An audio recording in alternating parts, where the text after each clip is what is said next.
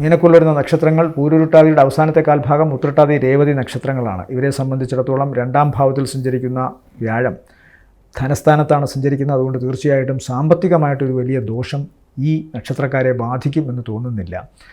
11ാം ഭാവത്തിലേക്ക് സൂര്യനും വരുന്നുണ്ട് ആഴ്ചയുടെ തൊട്ടടുത്ത ദിവസം തന്നെ. അതും അധികാരികളിൽ നിന്നോ വലിയ കേന്ദ്രങ്ങളിൽ നിന്നോ ഒക്കെ ഇവരിലേക്ക് ധനസഹായം എത്തുന്നൊരവസ്ഥ കാണുന്നുണ്ട്. തങ്ങളുടെ പ്രവർത്തനങ്ങൾ അങ്ങേയറ്റം വിലമതിക്കപ്പെടുകയും പുരസ്കരിക്കപ്പെടുകയും ചെയ്യുന്നത് കൊണ്ടുണ്ടാകുന്ന സാമ്പത്തിക നേട്ടവും എല്ലാം ഇവിടെ നമുക്ക് ചിന്തിക്കാം.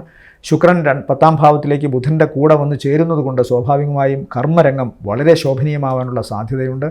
തങ്ങളെക്കുറിച്ചുള്ള പ്രശസ്തിയും മറ്റു കാര്യങ്ങളൊക്കെ വർദ്ധിക്കാനും സാധ്യതയുണ്ട്.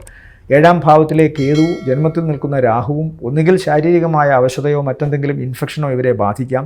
ഒളിഞ്ഞിരിക്കുന്ന ചില അണുക്കൾ, ഒരുപക്ഷേ ഇപ്പോൾ ഉണ്ടാകുന്ന ഈ പാൻഡമിക് ഡിസീസിൻ്റെയൊക്കെ ഏതെങ്കിലും അണുക്കൾ ഇവരിലൊക്കെ ഒളിഞ്ഞിരിക്കാനുള്ള സാധ്യതയുണ്ട്. അതുകൊണ്ട് അങ്ങേയറ്റം പരിശോധനയും കൃത്യമായ മെഡിക്കേഷൻ രീതികളും, അതായത് ആരോഗ്യ പരിപാലന രംഗത്തെ ഉപദേശങ്ങളും കൃത്യമായി അനുസരിക്കുകയാണ് ഇപ്പോൾ വേണ്ടത്. അല്ലെങ്കിൽ ശാരീരികമായ അവശതയുണ്ടാകാം. അതുമല്ലെങ്കിൽ 7ാം ഭാവത്തിൽ നിൽക്കുന്ന കേതു അല്ലെങ്കിൽ 7ലേക്ക് നോക്കുന്ന രാഹു, ഇതെല്ലാം തന്നെ കുടുംബ ബന്ധങ്ങളിൽ ചില അസ്വാരസ്യങ്ങൾ ഉണ്ടാക്കാൻ കാരണമാകും. കുടുംബരംഗം മാത്രമല്ല, ചിലപ്പോൾ ഒരുമിച്ച് പ്രവർത്തിക്കുന്ന മേഖലകളിൽ ഏറ്റവും കൂടുതൽ വിശ്വാസ്യത നൽകേണ്ടയാൾ അല്ലെങ്കിൽ വിശ്വാസ്യത കൊടുക്കേണ്ടയാൾ, ഇവിടെയൊക്കെ ചില താളം തെറ്റലുകൾ ഉണ്ടാകാനുള്ള സാധ്യതയുണ്ട്. അതുകൊണ്ട് പ്രത്യേകം ശ്രദ്ധിക്കുക അത്തരം കാര്യങ്ങൾ.